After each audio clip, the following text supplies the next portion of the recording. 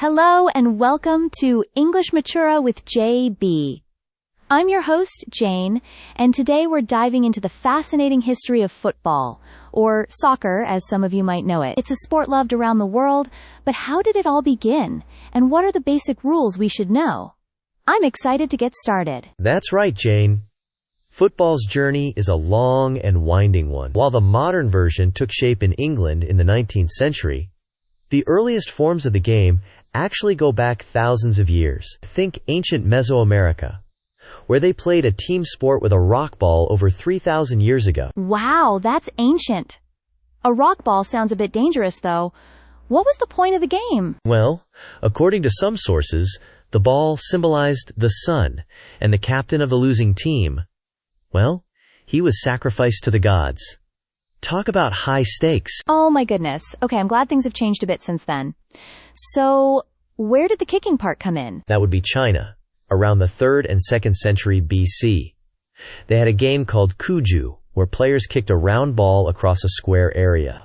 It even spread to Japan and became part of ceremonial practices. Fascinating. So it sounds like different cultures had their own versions of kicking a ball around. What about Europe? The Greeks and Romans definitely had ball games. The balls were often made of leather scraps filled with hairs.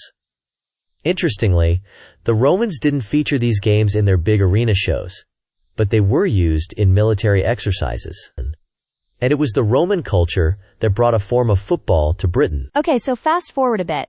How did this evolve into the football we know today? Well, the most common story is that it developed in England around the 12th century. People played these football-like games on meadows and roads, kicking and even punching the ball. It was a pretty rough and tumble affair, much more violent than today's game. Punching the ball? Sounds a bit like a free-for-all. Exactly. And these games involved huge crowds and took place over large areas, sometimes causing damage and even death. That's why they were banned for a while, but they kept coming back, eventually finding a home in the public schools. So, the public schools helped shape the game. How did that work? Well, different schools had different rules. At rugby, they allowed players to pick up the ball with their hands. That's where rugby comes from. But at Eton, they played the ball exclusively with their feet, which is closer to modern football. Eton called it the dribbling game. Ah, so that's the split. So how did they finally decide on a standard set of rules? It was a long process.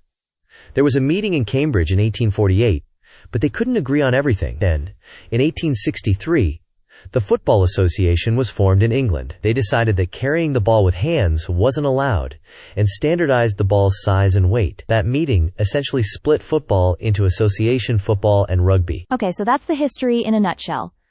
Now, what about the actual rules of the game? What are the key things we need to know? All right, let's break down some of the basics. First off, the field. It's rectangular, with lines marking the boundaries. The longer lines are touchlines, and the shorter ones are goal lines. There's a halfway line dividing the field, and a circle in the center for kickoffs. Got it. What about the ball itself? Any specific requirements? Definitely.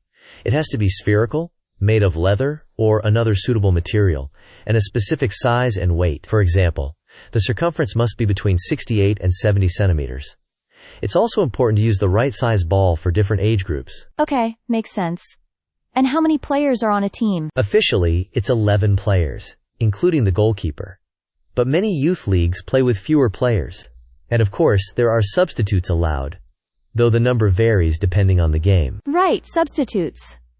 What about what the players wear? Is there anything specific? Yes, there is. The basic equipment includes a jersey with sleeves, shorts, socks, shin guards, and footwear.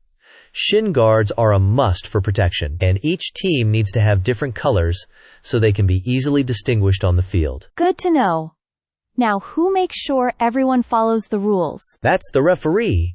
They control the match, enforce the rules, and their decisions are final. They're assisted by assistant referees on the sidelines, who help spot things like offsides. Ah, the offsides rule. That's always a tricky one. Can you explain it simply? Sure.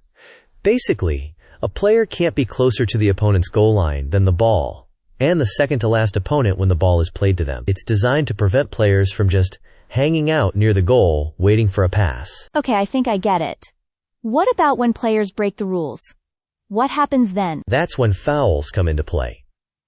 Things like pushing, tripping, or handball touching the ball with your hand, can result in a free kick for the other team. A free kick can be direct, meaning you can shoot straight at the goal, or indirect, meaning another player has to touch the ball before a goal can be scored. And what's a penalty kick? A penalty kick is awarded when a major foul or handball is committed inside the penalty area. It's a direct free kick from the penalty spot, with only the goalkeeper defending the goal.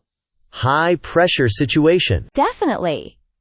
So to recap, we've learned that football has ancient roots, evolved in England, and has a set of rules to keep things fair. It's a sport with a rich history and a global following. Exactly. From ancient Mesoamerica to the modern Champions League, football has captured the hearts of billions, and understanding the basic rules can help you appreciate the game even more. Well, that's all the time we have for today's episode of English Matura with JB. Thanks for joining us on this journey through football history and rules. Keep practicing your English, and we'll see you next time. Thanks for having me, Jane. And remember, everyone, whether you call it football or soccer, it's a beautiful game. Goodbye.